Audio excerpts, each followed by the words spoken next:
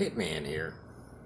I'm going back to a little thing I started years ago about advice, etc., etc. Well, this is going to be more how to fix things.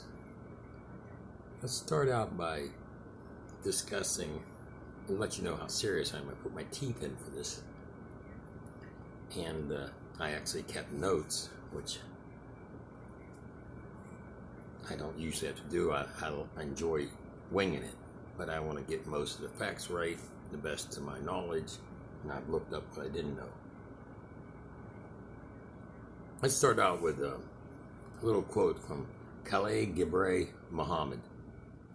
And he's been on the news lately. He's a scholar, about 48 years old.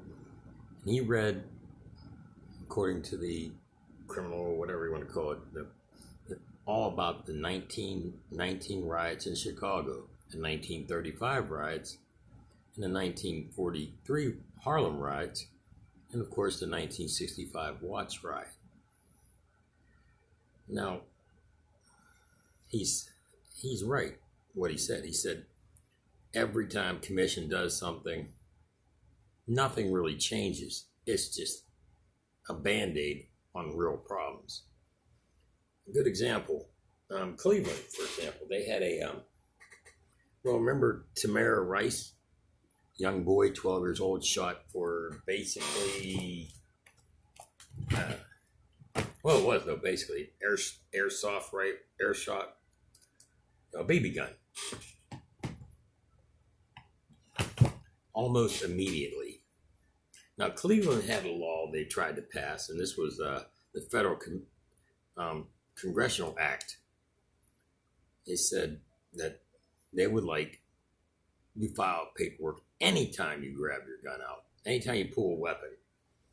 Now, this would deter a couple of police officers from rushing into pulling their gun out and shooting. And that's a start. Paperwork sucks. I have to do paperwork if shit goes wrong at work. Nobody likes to do paperwork. But anyways, the poor kid, he was shot for having a BB gun, being a kid. I mean, let the kids have BB guns no more. I have a couple here. I have one I've been cleaning. Anyways. What do I do when stopped by the police? That's simple. And I've always done this since I've had my own run-ins with them. First of all, you don't want to run. We do. Good. You get away, great.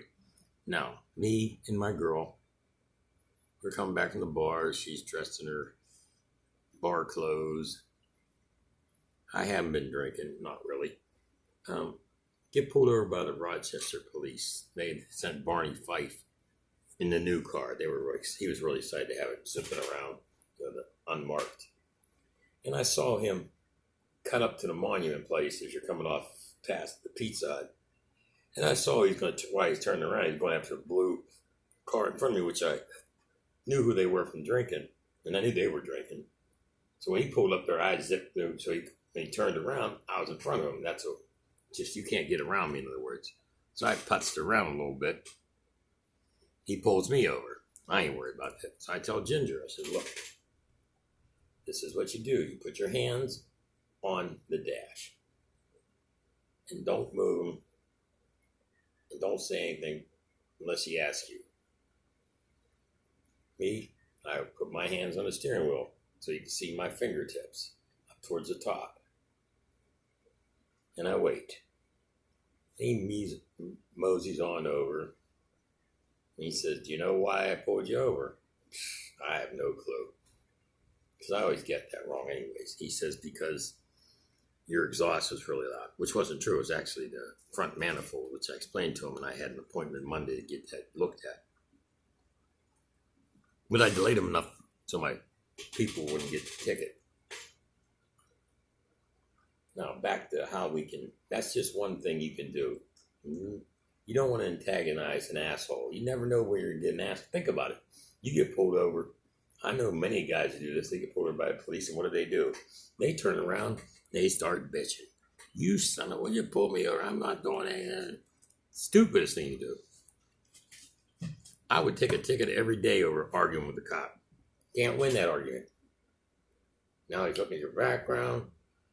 Take the ticket if you have to. I've been around a long time. Now I'm going to start this new series, and this is just a summary of things you can do. I have a bunch of stuff we worked on in the 90s that didn't fall through. The chokehold thing. That wasn't even supposed to exist anymore. You're not supposed to be laying on no one's neck. There's other means of restraint. Now, when I got restrained, one time I was out of control on the south side. I wouldn't go with what I was doing.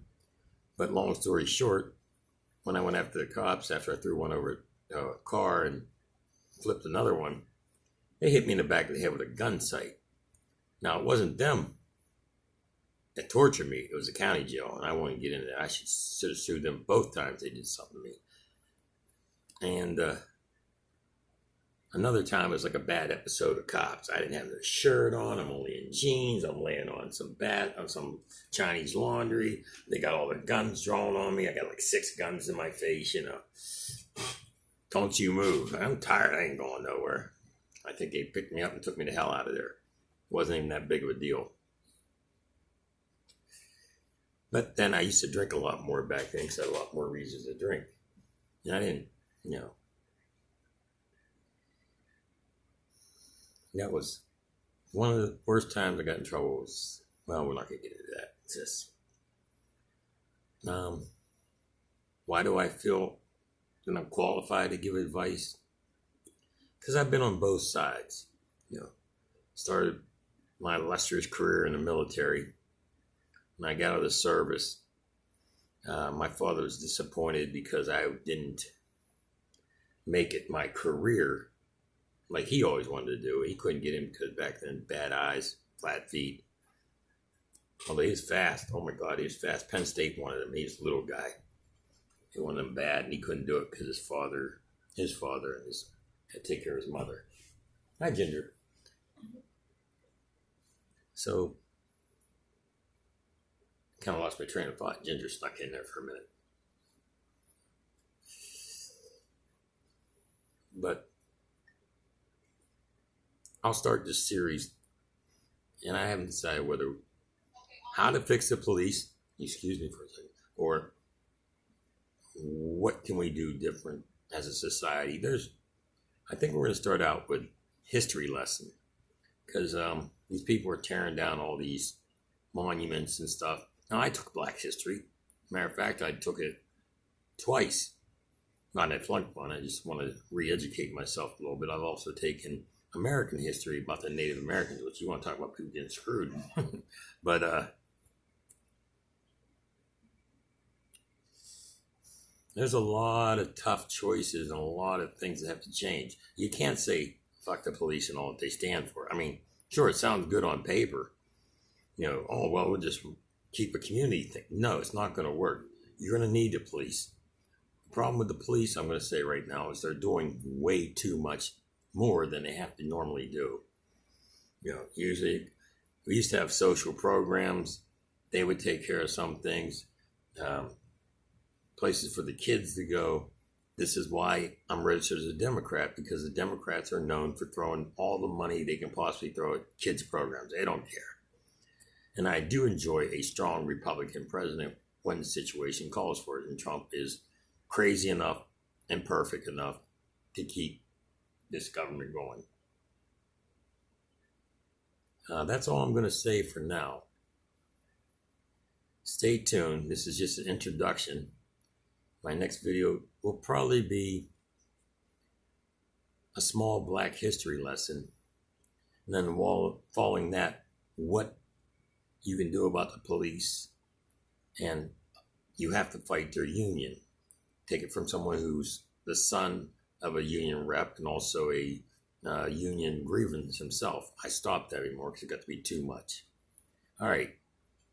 Have a good day. Hitman out.